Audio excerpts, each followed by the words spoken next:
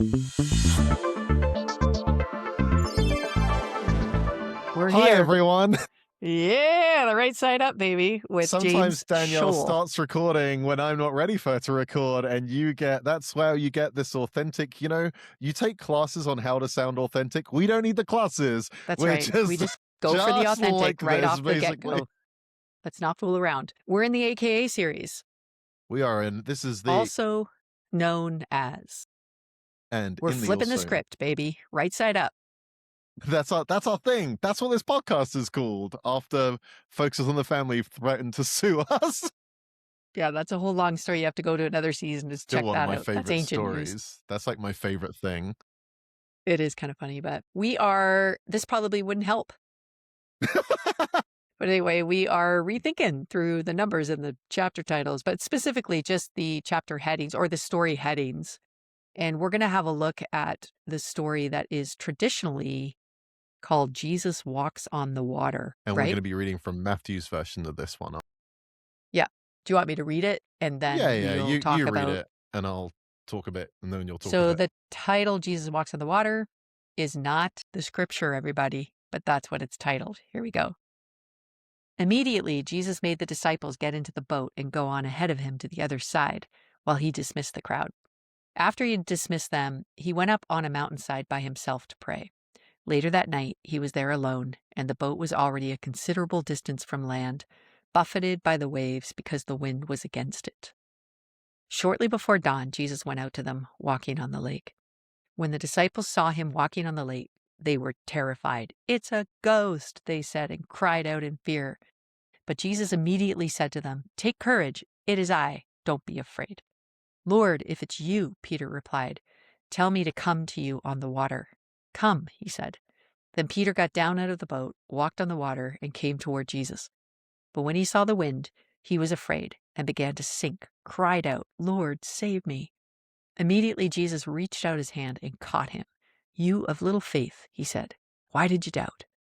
And when they climbed into the boat, the wind died down. Then those who were in the boat worshipped him, saying, "Truly, you are the Son of God." When they had crossed over, they landed at Gennesaret. And when the people of that place recognized Jesus, they sent word to all the surrounding country.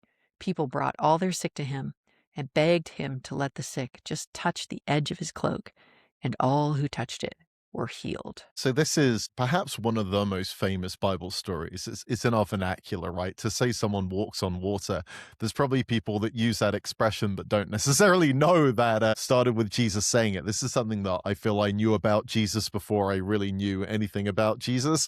And certainly knew Jesus in a relational way. So this is one of the first things that I learned about was Jesus walking on water. But the way it's told, or at least the way that I've been told, maybe I'm wrong, maybe it was just me, is that we hear about Jesus doing this incredible thing. And I want to be gentle here, but I feel that Jesus walking on water isn't actually that impressive. He's Jesus, he's the Son of God. Jesus, he can do whatever he wants. So that's, hey, good for him. That's exciting. And we'll get into why that's exciting for lots of reasons. But what I feel was missing is how much we don't talk about Peter also walking on water. Now that's really impressive to me. Again, not to belittle my Lord and Savior Jesus, but Jesus can do anything he wants. He can walk on water, and I think that's fair enough. For Peter to walk on water, that feels so much more significant. I would love to AK this. I would call this Peter walks on water. Because that to me, okay, well, now what are we focusing on? Now are we looking at Jesus walking on the water is a relatively actually kind of small part of this story. We hear at the start that Jesus has kind of decided that he's going to join the disciples, and he does so in the most dramatic way possible, which good for him. And when the disciples see him, they think he's a ghost, because there was kind of folklore at this time that if you saw a spirit on the water, it's because you were going to die, because people used to die in this lake a lot. Because of the geography of it, it was quite turbulent. There were lots of storms, but fishermen didn't have much choice. But it was quite common for people to die. We also see a lot of stuff in the Old Testament about how the waters and the deep and the sea and the ocean, those are like God's domain only. Like no one can control these things. They're just sin is this like deep, mysterious, even It's the frightening chaos place. that's coming to Yeah, Like, absolutely. It is the chaos that like no one can control but God.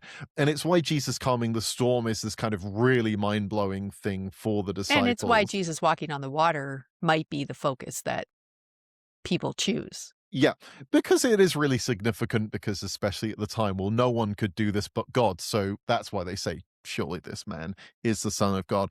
But what's interesting is I think so often when we hear this story, when I've heard this story, is they focus on Peter's lack of faith. When actually, to me, Peter has more faith in that moment than anyone I know has ever had. Because he steps out and he walks. And I think it's really it saddens me because I feel Peter gets a bit of a kind of rough go of it. And when we hear my question to everyone here and the question to myself whenever I try to read scripture is what intonation, what kind of tone does Jesus use when he's talking to Peter, when he's talking to us, when he's talking to me? Because for a long time I would read that as, you of little A faith, why rebuke. did you doubt? It's a rebuke. Instead of what if Jesus is who Jesus always is?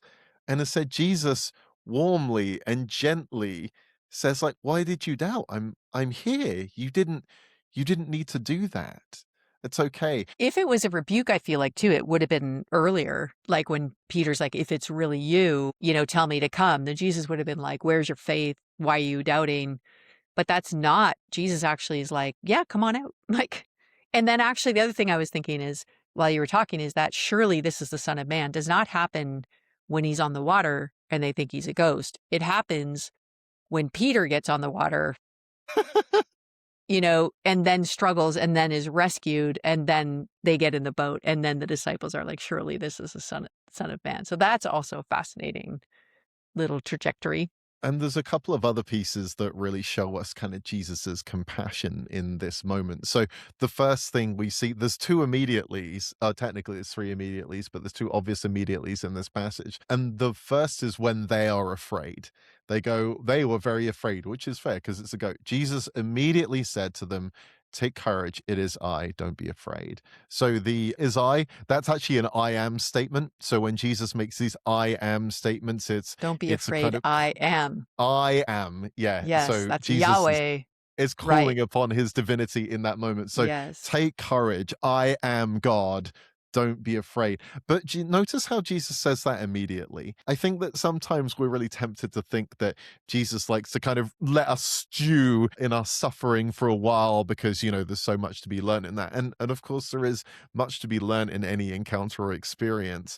But I do think that immediate response is an interesting one. And the second immediately is when Peter begins to sink. He cries out, Lord, save me, which, hey, I mean, we should have all said that at least once. And I say it most days because life is hard sometimes. Lord, save me. Immediately, Jesus reached out his hand and caught him. I think for a long time, I had this idea of Jesus kind of standing over Peter and sort of really, and if you Google image search this story, you'll see the kind of images, and very few of them are Jesus kind of compassionately reaching out. Some of them are Jesus looking at Peter with a bit of disdain. And I just The think Chosen that's has a really really sad. good, The Chosen has a really good Do they? What do they do? part on this. It's like when they get back in the boat, Peter just like clings to Jesus and is weeping. Like it's Mm. really quite beautiful. Like it's very beautiful. I think it's a very good rendition in that way in terms of showing the compassionate and care and tenderness of the moment. It's quite beautiful. I know you're not like up to speed on your Chosen episodes, but that's not a Every time terrible you one try to to convince YouTube. me, I should. Okay, I will. I Yeah, promise it I just will is a watch very that. tender, like they just do a good job of it. And I think probably it's it's the less rebukey of all the translation, which is, I think, again, interesting. Like it's almost like Peter's in the way, like Jesus is the focus, because even the Jesus walks on water is what we're supposed to be paying attention to. And then Peter's like an interruption to Yeah. Jesus walking on water. That's sort of how you're reading it. And I think maybe that's partly why, is because you're looking for Jesus walking on the water, not Peter. I often wonder, I think maybe it should be known as How to Walk on Water, Mm, mm, yeah. You right? tried Like, walking on water, Danielle? I of tried it once. course, of course. We've all tried it, but not in the middle of a storm with Jesus Yes, that's true. also walking on the water, inviting me to come do it. So more just like me going, could I? we see this incredible moment. It tells us that, yeah, Peter got out the water, got out of the boat and started walking on the water towards Jesus. How is that not this most incredible thing? I mean, I just think that how do we lose sight of that? We focus, and again, if you Google Peter walks on water, that image doesn't exist. Hmm. It's all Peter sinking in the water.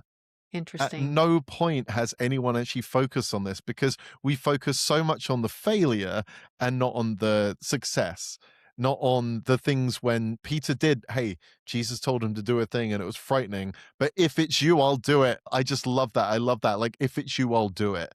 Hmm. What a wonderful thing. And then he begins to walk, but then he remembers again, you hear it. He takes his focus off Jesus. I mean, this is it's like Bible study 101, right? Like he instead Yeah. of focusing on Jesus, he focuses on the waves and he focuses on the storm, and then he begins to sink because he's like, oh yeah, I'm a fisherman. I drown in the lake. That's how this works. Because he took his eye off But Jesus. And then again, immediately, so there's a lot yeah, of urgency to the story, which is yeah, interesting. yeah. Also, this idea that, and this is, I'm diverting, but I would say that this, I have this growing understanding that Jesus is always crossing over to the other side. It's always, and this is like immediately Jesus is like, we're going over, you know, and the disciples have already been over, by the way, and it didn't go well. And the first time they cross over here. So this is really interesting that he's like immediate. And I wonder, like, what is the urgency? Like, why the hurry? Because Jesus isn't in much of a hurry. That's one of the characteristics of his ministry is he seems to not Mm. be panicked. So what's the immediacy about? And then anyway, so just even the immediacy of the story is really interesting to me it's got so many suddenlies. And a lot of the immediatelys or the suddenlies, but it's because of a desire to care, right? To counsel. The disciples are scared. Immediately Jesus speaks up. Peter is worried he's going to drown. Immediately Jesus reaches out. Again, Jesus reaches out before he says anything. Like we sometimes think it's like, well, I have to have that talk and Jesus is going to tell me off and then maybe he'll rescue me. No, no, no. Peter should be sorry. He should be Yeah, sufficiently sorry for being distracted. yeah, but it doesn't work that way. Jesus has already reached out. Jesus has already caught Peter before he even says anything. And again, we get to decide how firm that rebuke is. But is hearing that firm rebuke just tell us a bit more about who we are rather than, or perhaps the way that we see Jesus, or the way that maybe sadly Jesus has been explained to us? If we've been raised being told that Jesus is someone who's kind of mad and looking for you to make mistakes, and look at Peter, he made a mistake here, and look how Jesus responded.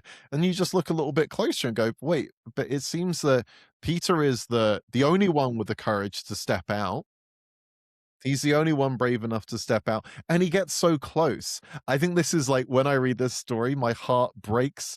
And every time I read it, I'm like, I wish he just, because he was close enough that Jesus could catch him. Like he Yeah, got no, that he did like far. that. There's a full sentence that Yeah, says he he walked on walked on the water water. and towards Jesus. So like if you just stop the story there, Yeah. Yeah, yeah, yeah. and The if end. anybody needs Like, the number wow, what Mr. a Frenchman put on there, that's verse 29.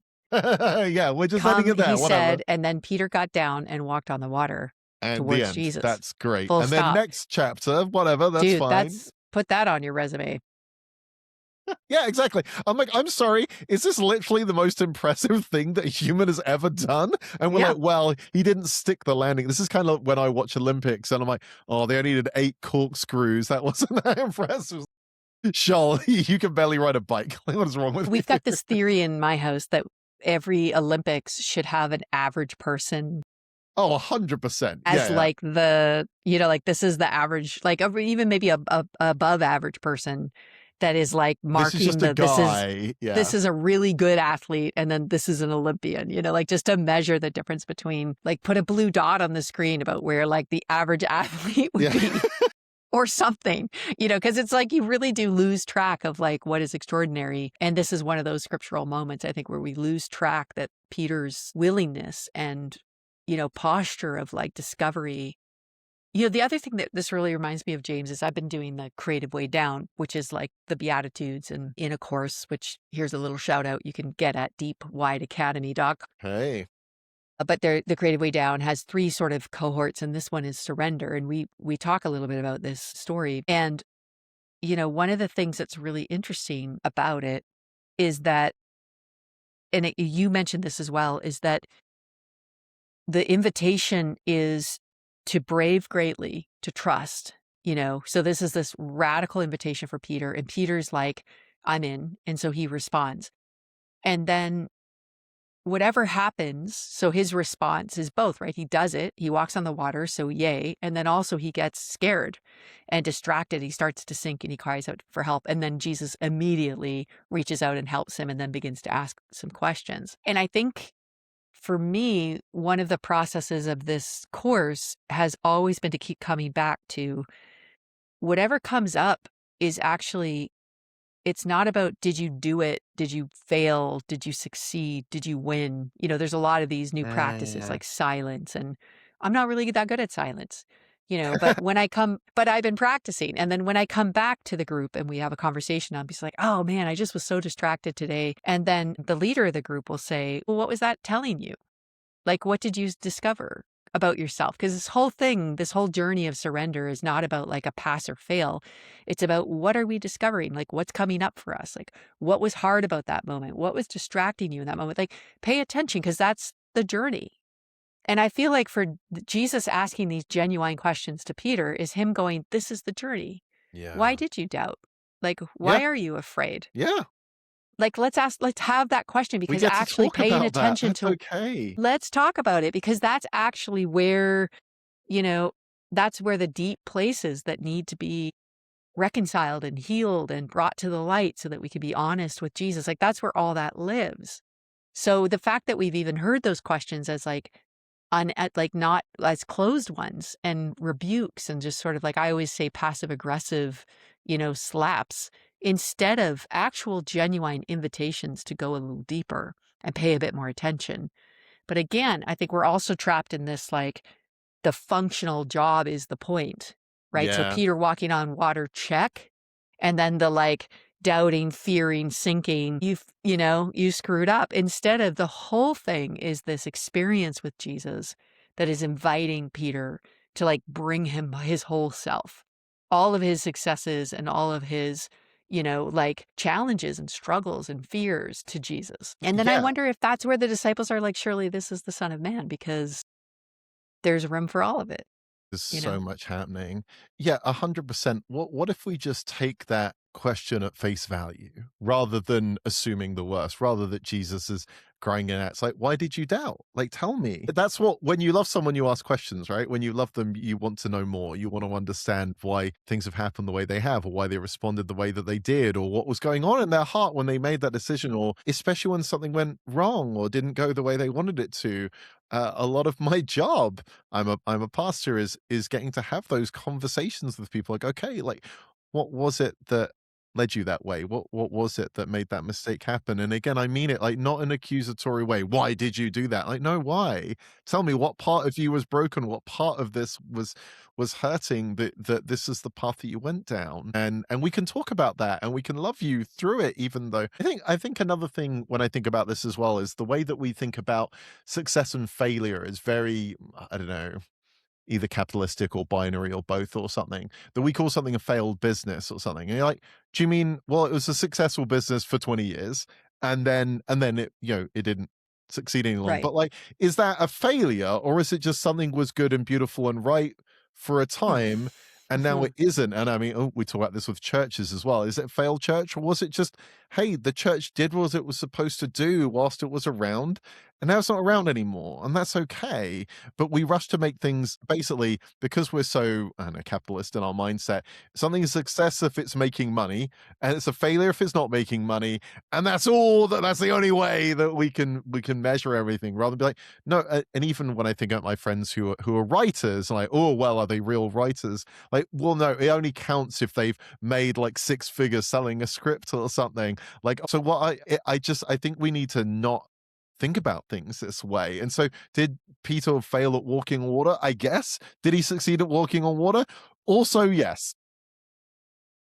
But what I would say is, for me, one of the primary discipleship questions for me is, will I take Jesus up on his invitation? Yeah. Yeah, yeah, Like, yeah. regardless of the outcome. Like, I feel like, and even Peter, if it's really you, there is like his curiosity, his like, if this is really happening, then tell me to come. And then Jesus's impulse, of course, is come. That's literally come follow me is is the primary invitation of a disciple. And then he does, and I just feel like there's so many times where the disciples don't, like where they The only argue way he about could it have or they failed stall there. or they don't understand or they have Yeah, to yeah, yeah. but this one, he's just like, okay. And he jumps in. I just think like, that's it right there. Whether or not this goes great or, is an opportunity then for me to get rescued one more time by the Jesus who's always going to rescue me when I Yeah, cry for yeah. help. So regardless of how this works out, will I come? That's like, will I show up? Will I take the dive? Will I jump into the water? Will I give it a go? That's the question. And maybe Jesus will be catching me in 5 seconds when this doesn't go the hope I would, or maybe Jesus will be catching me in 20 years because that's how long this thing goes so well for. Hmm. But Yeah. ultimately, Jesus is gonna be catching me at some point, and here it was a few after Peter had taken a good, long, impressive walk on a stormy lake. And again, he's the only one to do it. The only way that Peter could have failed there is if he'd said, "Lord, if it's you, I'll come to you." And Jesus says, "Come." And he goes, actually, I've changed my mind. Changed my And to be mind. clear, Jesus for that as well. But the only way that he, yeah, could have got that wrong was by not doing it. And so I think this just gives us so much permission. And the way that we tell it, it gives us almost a fear of failure. It's like, oh, well, I don't want to do that thing because then I might doubt. So I won't do it because then I can't doubt. Rather than go, oh no, this gives us permission to do impossible things and trust that Jesus will catch us. Yeah. That's beautiful. And that Jesus, and again, I wonder too about that you of little faith sounds like a rebuke. But then I remember reading this one time and going like, but wait a minute, Jesus literally told a parable about how much faith you Yeah. needed. And how much is it? It's a mustard seed, right? Like if you had faith the size of mustard seed. So it's not a lot of faith that you need. So like I even often wonder why we hear you have little faith as a rebuke. You Because have enough faith is yeah, like, you have enough faith. Why did you doubt? Maybe that's what he's actually saying. You have mustard seed faith. Why are you doubting? So anyway, that reads a bit different. And that's an interesting thing as well. So we would potentially, AKA Jesus walks on water, AKA Peter walks on water, AKA how to walk on water, AKA I wonder about this. So this is like a whole other level, how to get to the other side, yeah, yeah, yeah, yeah. how to get to the other side. And this is interesting because the other instance of them crossing over the lake to get to the same region where the man that was possessed by the legion of demons that's in Mark's gospel, but it doesn't go so well. But the crossover then too to the other side, and by the way, the other side is where all those people live. Like quite literally, they're compromised with Rome. They're, all the things. They're pig farming. They're like possessed with legions of demons. I mean, this is like, don't go there. There's graveyards there. I mean, it's literally a no-go zone for a good Jewish boy. And that's where Jesus goes immediately. Also in that one, Mark 5, right away. They go at night. So there also is this immediacy. Like Jesus wants to go to people who need to know that there's some good news and healing available. But I wonder, I have this hunch that every time they go to that region, there's some sort of storm. There's some sort Yeah. of supernatural and I think that's the way over to the other side is we actually have to like deal with the resistance and the fear and the doubt and all the things that are in us in order to actually get over us and get to the people that are in need. So that's part of the discipleship journey. So part of me would be like, maybe this isn't even about Peter. Maybe this is about the people that are in need in the part of the world that good Jewish people don't go to. You know, maybe we could even go that far to say, maybe this is about the Gennesaret crowd. And what's cool about the story, of course, is the first crossing, Jesus is napping. Do you remember Jesus is so exhausted that he's sleeping and the disciples wake him up and then he silences. Again, immediately he responds to their need and then asks a few questions. And then the trip goes really well for the one guy, but then they beg Jesus to leave and they go back. So it feels like a total colossal failure. And then this story happens and now we've like escalated. So now it's like, not just is there a storm that needs to be calmed, now like it's an invitation to come on out on the water. So now we're like, it's an Yeah. even deeper journey into trust and faith and sovereignty of Jesus. And then when they get to the other side, they're crowds of people. Like it's basically a revival. Mm. Anyway, I wonder if this invitation of Jesus to come is always not even just about us. It's about where he wants to take us. And we need to experience the beauty and mercy and saving power of Jesus in our lives so that we can get to people who need the beauty and saving power of Jesus in their life, And anyway, it's wild. The Bible's so wild. So it could be how to get to the other side and I other think, miraculous crossings we need in our lives or something. I mean, in the first example, what I love is that Jesus calms the storm around the disciples. And in this one, Jesus calms the disciples in the storm, right? Like this, so it's That's almost good. like, Yeah. Or even the storm inside Peter, yeah, yeah, yeah, yeah. the internal, panic. And yeah, well, Jesus, would that you would keep calling us to come and that we would, Amen. and would that you calm the storm externally and internally, and would that you help us get over ourselves so we could get to the other side of the lake already. And would that you help us see the scriptures in a way that is not just one way, but is in the fullness of how your spirit invites us to read the scriptures. So keep teaching us, leading us. Amen. Good stuff, James.